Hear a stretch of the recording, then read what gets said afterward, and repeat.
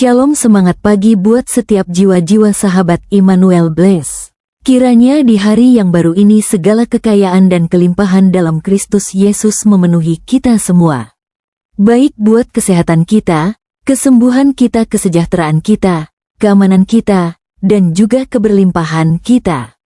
Amin, amin, amin. Di hari yang baru ini awali segala sesuatunya dengan bersyukur, berdoa, dan jangan lupa juga untuk selalu bersukacita. Sahabat Immanuel Bless, di dalam Yesaya pasal 40 ayat 31 dikatakan, tetapi orang-orang yang menanti-nantikan Tuhan mendapat kekuatan baru, mereka seumpama Raja Wali yang naik terbang dengan kekuatan sayapnya.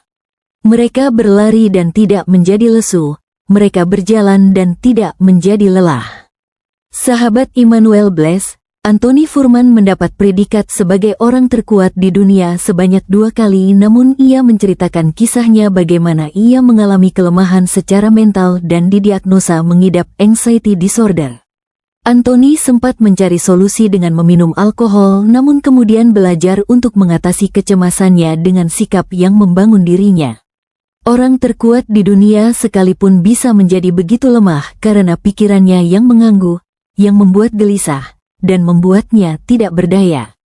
Kekuatan kita bukan pada otot jasmani, kekuatan kita yang sejati hanya ada di dalam Tuhan yang memampukan kita untuk menghadapi segala keadaan. Sahabat Immanuel Bless, konteks Yesaya pasal 40 ayat 31 adalah situasi pembuangan yang dialami oleh bangsa Israel. Mereka merasakan kegelisahan dan kekecewaan yang membuat iman mereka lemah. Di ayat sebelumnya di Yesaya pasal 40 ayat 27 tertulis, "Mengapakah engkau berkata demikian, hai Yakub, dan berkata begini, hai Israel, hidupku tersembunyi dari Tuhan, dan aku tidak diperhatikan Allahku."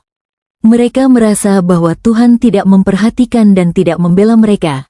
Hidup mereka seperti tersembunyi dari pandangan mata Tuhan. Tuhan seakan tidak peduli pada keadaan mereka.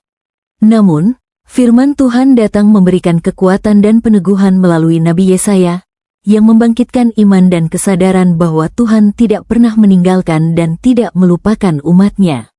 Dikatakan di ayat 31 bahwa orang-orang yang menanti-nantikan Tuhan mendapat kekuatan baru, seperti Raja Wali yang naik terbang mengatasi badai dengan kekuatan sayapnya, berlari tidak akan jadi lesu dan berjalan tidak jadi lelah karena kuasa dan kekuatan dari Tuhan yang memampukan. Sahabat Immanuel Bless, firman Tuhan ini berbicara kepada kita agar kita mengandalkan Tuhan dalam segala keadaan. Dalam situasi yang sulit, Tuhan tidak meninggalkan kita. Dia mengasihi dan peduli kepada kita. Maka dari itu sahabat Immanuel Bless, mari kita selalu perkatakan di dalam doa kita, Tuhan Yesus, Engkaulah kekuatanku.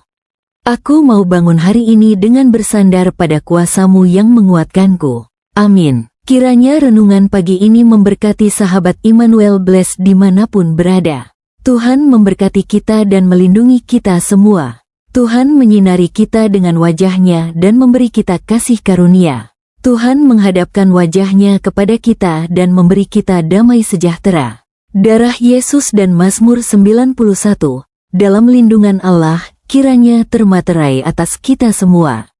Dalam nama Bapa, Putra, dan Roh Kudus. Amin. Immanuel, Allah beserta kita.